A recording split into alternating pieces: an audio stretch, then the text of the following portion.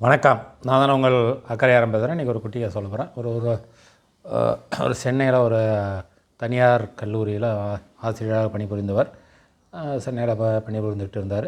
நிறைய மாணவர்களை உருவாக்கினார். நல்ல மாணவர்களை உருவாக்கிட்டு இருந்தார். அவர் ஒரு நாள் அவருடைய கிராமத்திற்கு ஒரு துக்க செய்திக்காக வந்தார். அங்கே வந்து துக்கத்தில் கலந்துக்கிட்டார். அவரோட உறவினர்கள் அவரை பார்த்துட்டு அவரை எப்படி இருக்க என்னென்னு விசாரிச்சுட்டு இது சென்னையில் வேலை செய்கிறிய, ஒரு நாள் வேலை செய்கிறியே, கல்லூரியில் வேலை செய்கிறிய, பைக் வச்சு வீடு வாங்கிட்டியான்னாங்க.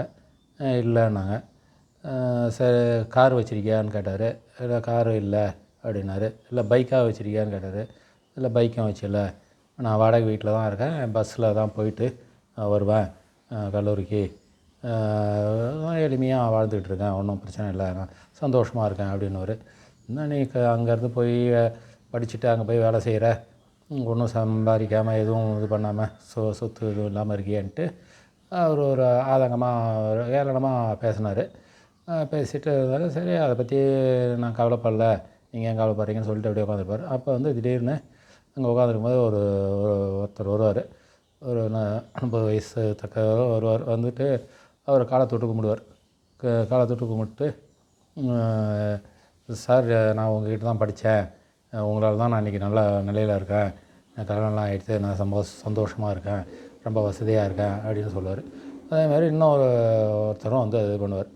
அவர் ஏதோ ஊருக்கு வந்ததில் அவருக்கே பெருமிதமாக இருந்தது. அப்படியே நான் எனக்கு தெரியலையே அப்படின்னுவார். இல்லை சார், உங்கள்கிட்ட தான் படித்தேன். இந்த பக்கத்தில் இருந்தவர் கேட்டுக்கிட்டே இருப்பார்.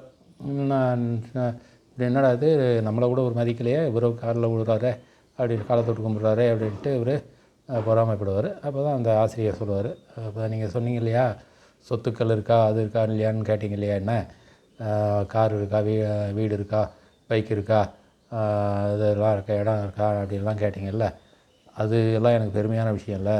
இப்போ என்னால் இந்த ஒரு மாணவர் படித்து அவர் வாழ்க்கையில் முன்னேறி சந்தோஷமாக இருக்கார்ல, அதுதான் எனக்கு பெரிய சொத்து. அது மாதிரி பல ஆயிரம் மாணவர்களை நான் உருவாக்கியிருக்கிறேன், அவங்கெல்லாம் தான் என்னுடைய சொத்து அப்படின்றார் சொல்லுவார். அப்போ அந்த கேட்டவர் கொஞ்சம் தலை குனிஞ்சி, ஆமாம், நான் கேட்டது தப்பு தான், அதான் சாரி, உங்களுக்கு பெரிய சொத்து மாணவர் செல்வங்கள் இருக்காங்க அப்படின்னு சொல்லுவார். வாழ்க்கையில் வந்து ஆசிரியர் தொழில் என்பது ரொம்ப புனிதமான தொழில்.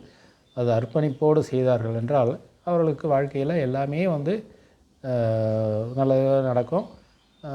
எங்கே போனாலும் ஒரு மரியாதை கிடைக்கும். அதுதான். நன்றி, வணக்கம்.